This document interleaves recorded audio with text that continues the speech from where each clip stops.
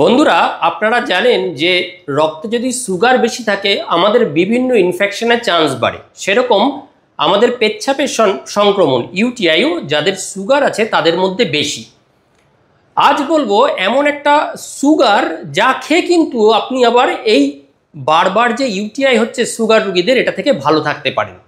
তাহলে ডাক্তারবাবু সুগার থাকলে তো বলছেন বিভিন্ন ইনফেকশনের চান্স বাড়ে, পেচ্ছাপের ইনফেকশন ইউটিআইয়ের চান্স বাড়ে, তার সুগার খেয়ে আবার কি করে তাহলে আমি ইনফেকশন কমাবো? আসলে যারা বারবার অ্যান্টিবায়োটিক খেয়ে পেচ্ছাপ বা মূত্রপথের ইনফেকশন কমাতে পারছেন না, ব্যর্থ হচ্ছেন, তাদের জন্য এই ট্রিক্সটি।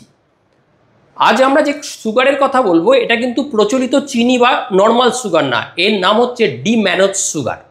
ডি-ম্যানোজ সুগার হচ্ছে এমন একটা সুগার যে আপনার মূত্রপথে যে এপিথেলিয়াল লাইনিংগুলো তা আছে আপনার ইউরিনারি ব্লাডার বা পেচ্ছাপের ইউরেথ্রায়, মেল ফিমেল বোথ, তাতে সাধারণত ইনফেকশন ঘটায় ইকোলাই ব্যাকটেরিয়া।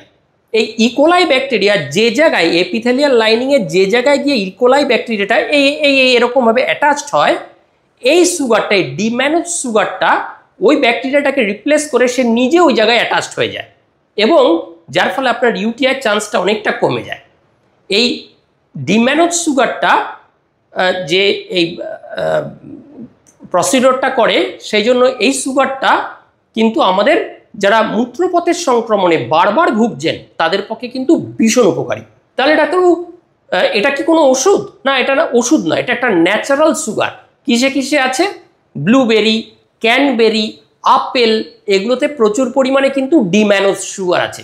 তাই যারা ডায়াবেটিসের রোগী বা বারবার ডায়াবেটিস না থাকলেও যারা বারবার ইউটিআই ভুগছেন, মূত্রপথের সংক্রমণে ভুগছেন, বারবার অ্যান্টিবায়োটিক খেতে হচ্ছে, তাও হচ্ছে, তারা কিন্তু এই ডি-ম্যানোজ সুগার যা containing food, cranberry, blueberry, apple, এগুলো বেশি করে খান।